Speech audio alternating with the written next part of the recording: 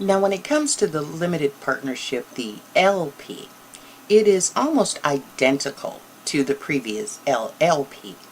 However, the general partner is significant in the LP because the general partner has an unlimited liability while the other partners have a limited liability.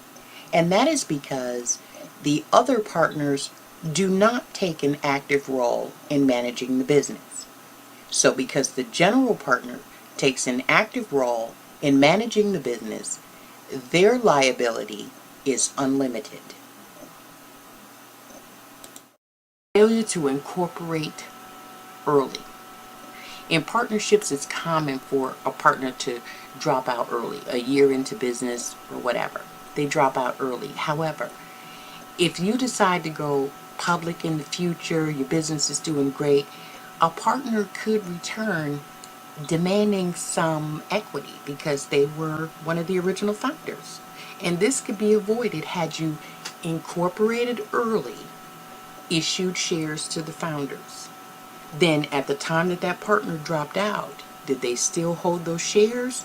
Did they sell those shares? It would have been resolved at the point that the partners dropped out. So this is one of the reasons why some businesses fail, because something like that could be crippling.